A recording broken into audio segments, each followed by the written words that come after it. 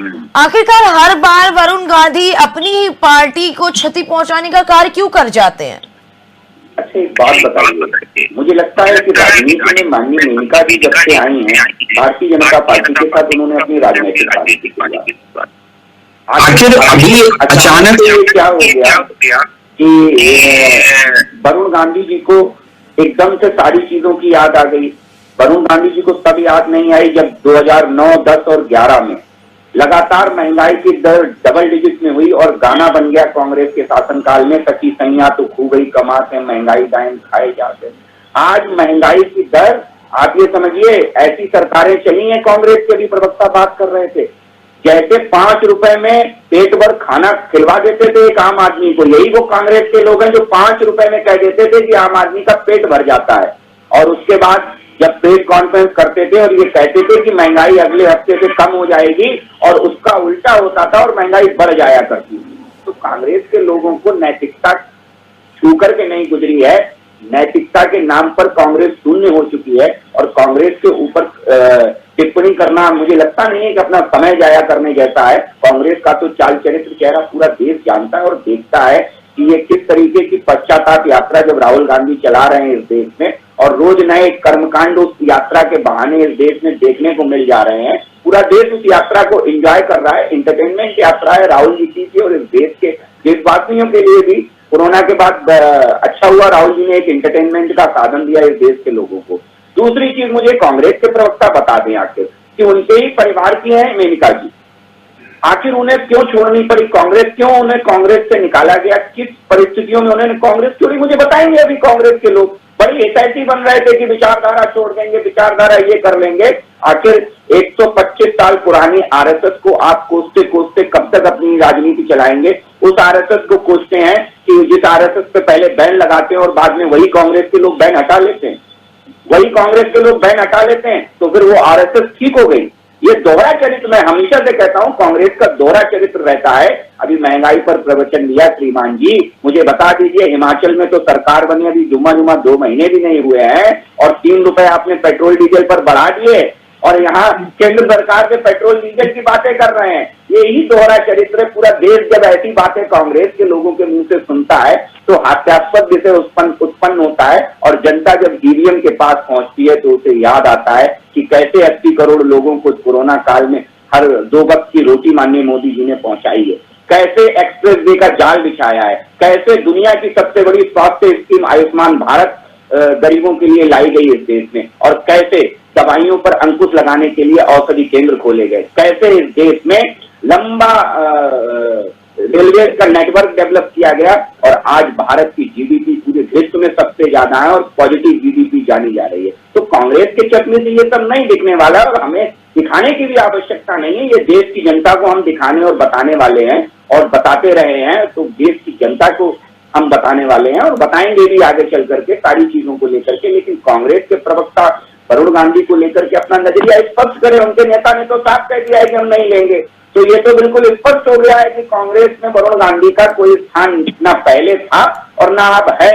ये मुझे कांग्रेस के प्रवक्ता बताएं कि वो छोड़ के क्यों गए थे कांग्रेस के लोगों को, वो अपने परिवार को किन परिस्थितियों में छोड़ के गए थे, ये बताएंगे अभी कांग्रेस के लोग। ठीक है आशा जी, जवाब दीजिए विकास जी के सवालों का।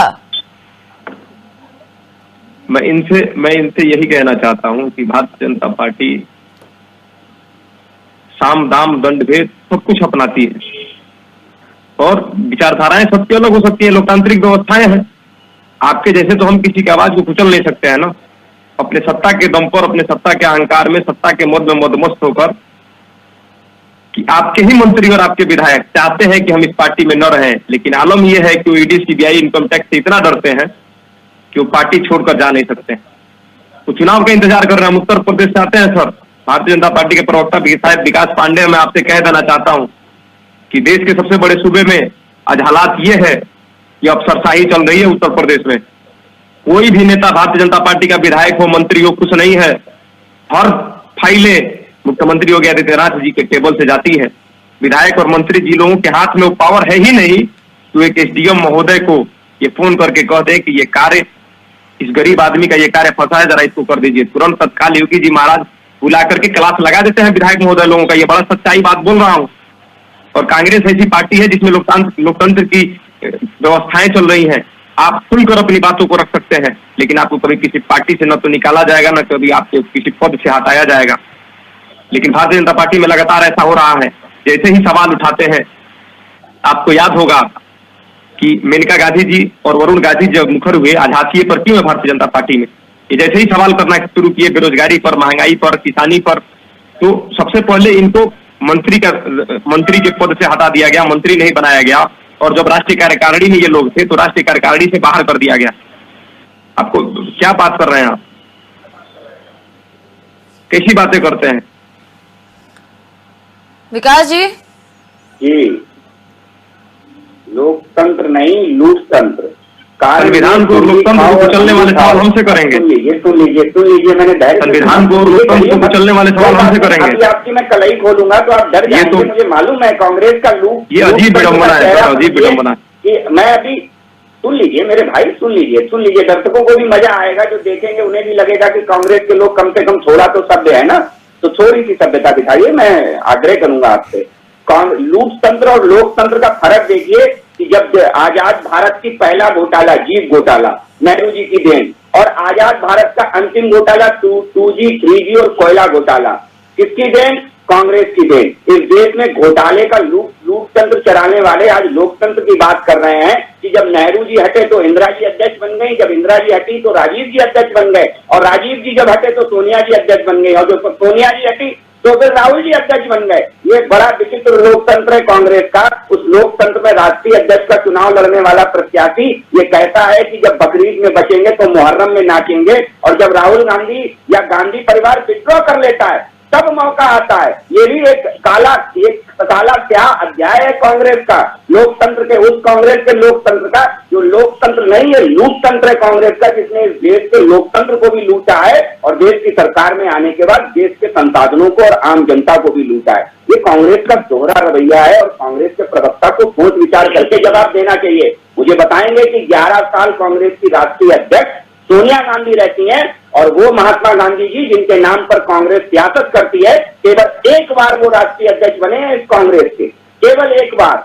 और 11 साल सोनिया गांधी इस कांग्रेस की राष्ट्रीय अध्यक्ष रहती हैं। नेहरू जी 6 बार राष्ट्रीय अध्यक्ष रहते हैं, 3 बार इंदिरा जी राष्ट्रीय अध्यक्ष रहती हैं, 2 बार राजीव गांधी, 1 बार राजीव गांधी राष्ट्रीय अध्यक्ष रहते हैं। तो ये कांग्रेस के लोगों को लोकतंत्र दिखाई दे रहा है, ये कैसे लोकतंत्र की बात कर रहे हैं? पूरा देश आप पे हंस रहा है श्रीमान जी, आपको ये विचार करना चाहिए। आज पदयात्रा नहीं, मैं हमेशा से कहता हूँ ये पश्चाताप यात्रा है। जो कांग्रेस ने कर्मकांड किए हैं ये उनकी आज राहुल गांधी पश्चाताप यात्रा निकाल रहे हैं। लेकिन दुर्भाग्य है राहुल गांधी का, क्योंकि मुझे लगता है कि उनका राजनीतिक विवेक थोड़ा सा शून्य है और राजनीतिक शुचिता उन्हें आती नहीं है, क्योंकि जिस पार्टी की विरासत वो संभालते हैं वहां राजनीतिक शुचिता के लिए कोई जगह है नहीं।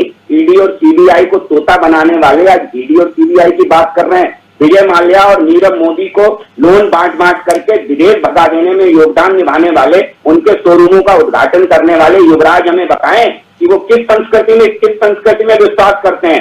ये युवराज की पार्टी के लोग अभी बताएंगे, लेकिन नहीं बताएंगे। मुझे मालूम है, इधर उधर की बात मत करिएगा, ये बताइए कि काफिला क्यों लुटा, क्यों, किस लोकतंत्र की आप बात कर रहे हो जिस लोकतंत्र में सोनिया गांधी 11 वर्ष अध्यक्ष रहती हैं, और वो महात्मा गांधी जिनके ऊपर कांग्रेस आज राजनीति करने का दंभ भरती है, उनको केवल एक बार अध्यक्ष बनाया गया, और वो सुभाष चंद्र बोस कांग्रेस के उन नेताओं के दबाव में इस्तीफा देना पड़ता है, उन्हें कांग्रेस में बेइज्जत किया जाता है। उन सुभाष चंद्र बोस को कांग्रेस के लोग बताएं, इस देश को नहीं बताएंगे, क्योंकि बताना उन्हें आता नहीं है। और महंगाई चिल्लाते हैं, हिमाचल में बैठ जाते हैं तो 3 रुपए बढ़ा देते हैं। ये दोहरा चरित्र पूरा देश देख रहा है आपका श्रीमान जी। आपको स्वयं में आकलन करना चाहिए और ये भी इस देश को बताना चाहिए कि मेनका गांधी को उस रात आपने क्यों निकाल दिया था घर से बाहर। ये पूरे देश को बताएं आज आकर के सोनिया गांधी। बताएंगी क्या? पूरे देश को जानने का अधिकार है। अगर वो ना बता पाए तो उनके प्रवक्ता ही बता दें मुझे अभी। अर्षद जी रखिए अपना पक्ष। अब इन्होंने लोकतंत्र की दुहाई दी है कि कांग्रेस का जो राष्ट्रीय अध्यक्ष बनता है वो गांधी परिवार से रहा है। इन्होंने लगातार इस पर बयानबाजी करी है। मैं पूछना चाहता हूं कि जेपी नड्डा जी भारतीय जनता पार्टी में कौन सी चुनावी लोकतांत्रिक प्रक्रिया से चुनकर आ गए हैं? इसका जवाब है कौन सी चुनावी प्रक्रिया से अमित शाह जी बन जाते हैं? कौन सी चुनावी प्रक्रिया से अभी उनका कार्यकाल कल ही बढ़ा दिया गया है 2024 के चुनाव तक। अरे लोकतंत्र की दुहाई काहे दे रहे हैं भैया, पहले आराम से अच्छे से अपडेट होकर आया करिए, थोड़ा सा पढ़ के अध्ययन करके आया करिए। मैं आपको पूरी सूची अभी बता दे रहा हूँ, कांग्रेस पार्टी का 1885 से लेकर और 2022 तक का पूरा इतिहास आपके सामने रख दूंगा। बता दीजिए एक भी भारतीय जनता पार्टी का राष्ट्रीय अध्यक्ष जो आरएसएस से न बना हो। आरएसएस के इतर कौन ऐसा राष्ट्रीय अध्यक्ष है जो आरएसएस में न रहा हो, राष्ट्रीय अध्यक्ष हो गया हो? है जवाब आपके पास? आज कांग्रेस पार्टी का अध्यक्ष मल्लिकार्जुन खड़गे हैं, जो एक दलित गरीब परिवार से निकल कर आते हैं, जिनके संघर्ष की एक अचूक कहानी है, जो सब हम सबको उससे सीख लेनी चाहिए।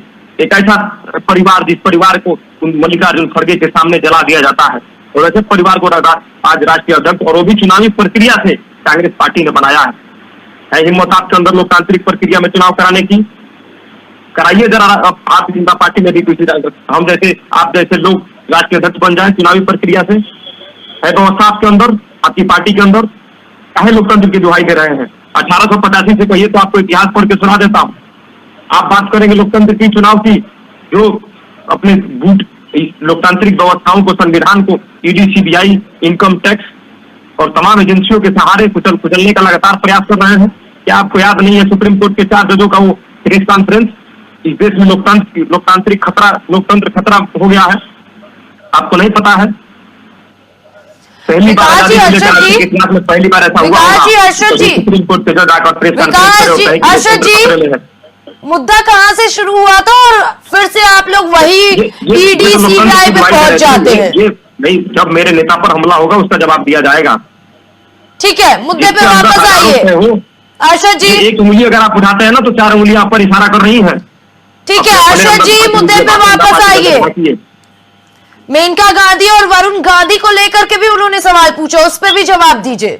जवाब तो दे रहा हूँ, स्पष्ट दे रहा हूँ। मैं तो यही कह रहा हूँ कि विकास पांडे जी का जो विचारधारा है, क्या मैं जोर दबाव करके विकास पांडे जी को अपने सत्ता के दम पर उनको कहूँ कि नहीं आप इसी दल में रहिए, आप दूसरे दल में न जाइए? कई लोकतंत्र का हत्या नहीं है। वरुण गांधी जी का जो विचार था, उस विचार के साथ उस पार्टी में गए और आज से हैं। ठीक है, नहीं आज से तो है नहीं उसमें। ठीक है विकास जी, और मेरी बात 1 मिनट सुन लीजिए। और जिस पार्टी में वो गए, आज इस देश की स्थितियों को देखते हुए आज कौन सी परिस्थिति आई कि उसी भारतीय जनता पार्टी के नेतृत्व पर, इस देश की सरकार पर इतनी संजीदगी के साथ इतने बड़े बड़े सवाल दागने का काम कर रहे हैं। ठीक है, आज देश में महंगाई नहीं है, बता दें विकास पांडे जी? क्या इस देश में बेरोजगारी नहीं है? भारतीय जनता पार्टी के नेता ही सवाल कर रहे हैं, तोड़िए कांग्रेस पार्टी के प्रवक्ता को। आज आपके नेता, आपके सांसद आप पर सवाल उंगली उठा रहे हैं, है आपके पास जवाब उसका? ठीक है, जवाब देते विकास जी से। अर्शद जी जवाब देते। आपको 1 मिनट में अपनी बात खत्म कर रहा हूँ। देश के सबसे बड़े उद्योगपतियों के हाथों में देश की संपत्ति 40% चली गई है, बाकी का संपत्ति 70 करोड़ जनता के पास है। आधी उतनी बराबर जितनी देश की संपत्ति 70 करोड़ जनता के पास है, उतनी आबादी इस देश के चंद उद्योगपतियों के, उतनी संपत्ति, माफ कीजिएगा, उतनी संपत्ति इस देश के चंद उद्योगपतियों के पास है। और जीएसटी जो गब्बर सिंह टैक्स, जिसको राहुल गांधी जी ने कहा था, क्या ऑक्सफैम का आपने आंकड़ा नहीं देखा कि चंद उद्योगपतियों का इस जीएसटी में योगदान कितना है? मात्र 3%। ठीक है अर्शद जी, आगे आपका पक्ष जानेंगे, विकास जी से सब जवाब जानते हैं। 64%। ठीक है अर्शद जी, जीएसटी में योगदान है इस देश की जनता का। ठीक है, आगे आपका पक्ष जानते हैं। थोड़ा सा अपडेट होकर आया करिए और थोड़ा सा अध्ययन करके आइए। विकास जी जी, बार बार मुद्दा वही उठाया जा रहा है कि आखिरकार जब वरुण गांधी खुद गए थे बीजेपी में, तो अब क्या हो गया जो इस तरीके के बयान सामने आए? देखिए, ये वरुण गांधी जी बयान तो अगर आप गौर करेंगे तो वरुण गांधी जी काफी सालों से इस तरीके के बयान दे रहे हैं। बिल्कुल। कहीं मुझे लगता नहीं है कि भारतीय जनता पार्टी से इधर जाने का उन्होंने कहीं कोई प्रयास किया, कहीं इधर उधर जाने का प्रयास किया। पहली चीज बिल्कुल स्पष्ट है, वरुण गांधी जी का बयान देना, कंसर्न देना एक अलग विषय है, और उनका पार्टी छोड़ करके जाना दूसरा विषय है। मुझे लगता है ये जल्दबाजी होगा, कयास लगाना कि वो किन्हीं और दलों में जा सकते हैं। किसी की भी तारीफ करना ना करना और टिप्पणी कर देना ये अलग विषय होता है। भारतीय जनता पार्टी में लोकतंत्र है, और इस बात का उदाहरण आपने साक्षात देख लिया कि वरुण गांधी जी जो चाहते हैं वो कह लेते हैं, जो मन होता है। हमारे यहाँ किसी कार्यकर्ता पे अंकुश नहीं कि आप ये बोल सकते हैं, ये नहीं बोल सकते। भारतीय जनता पार्टी में स्वच्छंद विचारधारा है और स्वच्छ विचारधारा की पार्टी है कि आप अपने विचारों को स्पष्ट रूप से कहने के अधिकारी हैं और कह सकते हैं। दूसरी चीज, मैंने बुनियादी सवाल एक क्या पूछ दिया पूरे कांग्रेस के प्रवक्ता, मुझे लगता है उस सवाल पे ढूंढ फिर के लौट के कभी लौटे ही नहीं। मुझे बता दें भाई कि मेनका गांधी जी को उस रात क्यों निकाला गया, कांग्रेस सोनिया गांधी जी ने क्यों निकाला था भाई? मुझे कांग्रेस के प्रवक्ता बता दें। नहीं बताएंगे डर के मारे, क्योंकि ये कांग्रेस के काले अध्याय का एक प्रारूप मात्र है और कांग्रेस ऐसे अध्यायों से भरी पड़ी है कि भाई उनकी देवरानी थी भाई, और उनकी देवरानी को क्यों निकाला उनकी जेठानी ने? मुझे बता दे भाई, ये तो देवरानी जेठानी का मामला है, पूरी कांग्रेस मिलकर के बता दे। दूसरी चीज, मल्लिकार्जुन खड़गे जी दलित हैं साहब, ठीक है, राहुल गांधी मना कर देते हैं तो इसलिए मल्लिकार्जुन खड़गे अध्यक्ष बन जाते हैं। अगर राहुल गांधी जी हाँ कर देते तो पूरी कांग्रेस मिलकर के उन्हें अध्यक्ष क्या छोड़िए, उन्हें कहीं ठहरा भी नहीं सकती थी मल्लिकार्जुन खड़गे को। पूरी कांग्रेस की गुलाम मानसिकता यहीं से प्रदर्शित हो जाती है कि जब गांधी परिवार ने विड्रॉ कर लिया तो मल्लिकार्जुन खड़गे जी अध्यक्ष बन गए। और मल्लिकार्जुन खड़गे जी दलित हैं, लेकिन वो आदिवासी महिला राष्ट्रपति, क्या महिला राष्ट्रपति नहीं है जिसे राष्ट्रपत्नी कह दिया कांग्रेस के नेता ने? क्या वो राष्ट्रपति नहीं है? क्या वो दलित, क्या वो आदिवासी महिला नहीं है? क्या कांग्रेस की नजर हमेशा दोहरी राजनीति की रही है, बिल्कुल स्पष्ट मैं कह दूं। और जो रही संपत्ति बढ़ने की बात, स्नेहा जी स्टैटिक नहीं है। कांग्रेस के लोगों की दिक्कत क्या है कि वो एक उनका नजरिया है कि जो सुन लिया, जो खाता ना वही, जो कांग्रेस के लोगों ने सुन लिया और समझ लिया वही सही। तो इस तरीके की प्रवृत्ति को अडॉप्ट करने वाली कांग्रेस।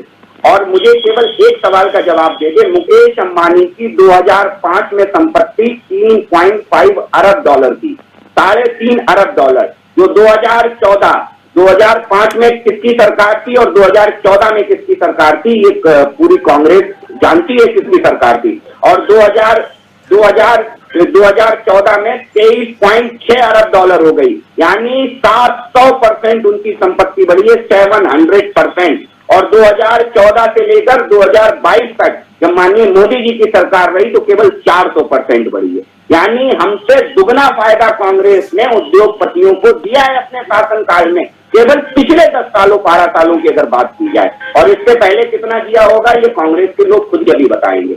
मुझे बड़ा हैरत की बात होती है जब इस तरीके के विषय कांग्रेस के लोग उठाते हैं, तो इस देश के लोगों को भी बड़ी हैरत होती है। और कांग्रेस के लोगों का जब ये दौरा चले तो पूरा देश देखता है तो बड़ा हैरत का विषय आता है। लेकिन मैं यही कहूंगा कांग्रेस के लोगों को ईश्वर सद्बुद्धि दे, कम से कम यात्रा के माध्यम से ही इस देश की अखंडता और शुचिता का ध्यान रख के उसी जम्मू कश्मीर में यात्रा राहुल गांधी खत्म कर रहे हैं। इस जम्मू कश्मीर में 370 हटाने पे उनके ही नेता बयान देते थे कि हम अगर आ गए तो 370 वापस लाएंगे।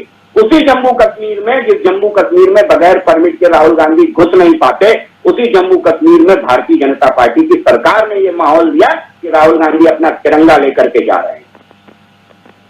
ठीक है विकास जी, अभी आपने कहा कि बीजेपी में हर किसी को छूट है कि वो अपनी बात रख सकता है। दूसरी तरफ अभी अर्शद जी कह रहे थे कि कहीं ना कहीं इतना लोकतंत्र का हनन है बीजेपी में, इतना प्रेशर है कि इंसान बीजेपी से दुखी होकर अपनी बातें तो रख लेता है लेकिन बीजेपी को छोड़ के निकल नहीं पाता। ये तो बड़ा हास्यास्पद विषय है भाई। किसी के पैरों में जंजीर कोई बांध पाया है आज तक? क्या बीजेपी को छोड़ करके नेता गए नहीं है? क्या शत्रुघ्न सिन्हा नहीं गए? क्या श्रद्धेय हमारे कल्याण सिंह जी को छोड़ करके नहीं गए थे? क्या ऐसे नेता हमारे यहाँ भी रहे हैं? लेकिन दिक्कत कहाँ पे मैं बता दूं आज आपको जी। दिक्कत यहाँ पर है जब कांग्रेस को छोड़ करके शरद पवार छोड़ करके जाते हैं तो महाराष्ट्र में सबसे बड़े नेता बन जाते हैं और कांग्रेस उनके आगे बौनी हो जाती है। जब कांग्रेस को छोड़ करके ममता बनर्जी जाती हैं तो बंगाल में कांग्रेस जीरो हो जाती है और ममता बनर्जी हीरो हो जाती है। ये कांग्रेस का फर्क है। और भारतीय जनता पार्टी को जब छोड़ करके लोग जाते हैं तो आपको याद होगा कि उन नेताओं की क्या स्थितियां रही, जनता ने उन्हें किस हाशिए पर पहुंचा दिया।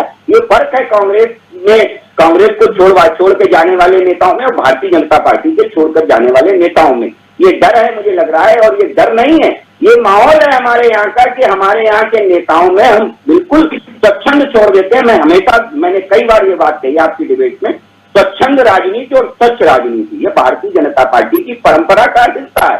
हमारे यहाँ और जिस चुनावी प्रक्रिया की बात की, तो मुझे लगता है कांग्रेस के लोगों पे तो मुझे बड़ी हंसी आती है। जब लोकतंत्र की हत्या में कांग्रेस ने पीएचडी कर रखी है और वो जब लोकतंत्र की दुहाई देती है तो वो भूल जाते हैं सन 74 की वो इमरजेंसी, जब हॉस्पिटल और विद्यालयों को जेल बना दिया गया, जेलों में जगह नहीं बची, तो जेलों के रूप में इस्तेमाल किया गया विद्यालयों को, और वो लोकतंत्र की दुहाई देते हैं जिस प्रधानमंत्री महिला का नामांकन रद्द कर दिया, जिसका निर्वाचन कोर्ट ने रद्द कर दिया, वो आज लोकतंत्र की दुहाई दे रहे हैं। ऐसे बगुला भगत हैं कांग्रेस के लोग कि जब सत्ता में वापस आते हैं तो लूट लेते हैं, लूट खसोट करके, और जब सत्ता से बाहर होते हैं तो इतने ईमानदार हो जाते हैं, इतने अच्छे हो जाते हैं कि दुनिया में इनसे अच्छा कोई नहीं है। लेकिन ये काला अध्याय दुनिया भूलने वाली नहीं है, आपको ये याद रखना पड़ेगा। और भारतीय जनता पार्टी के राष्ट्रीय अध्यक्ष की रही बात ऐसी कि भारतीय जनता पार्टी ने पिछले 11 सालों में 6 राष्ट्रीय अध्यक्ष दिए हैं, पिछले 11 सालों में 6 राष्ट्रीय अध्यक्ष दिए हैं,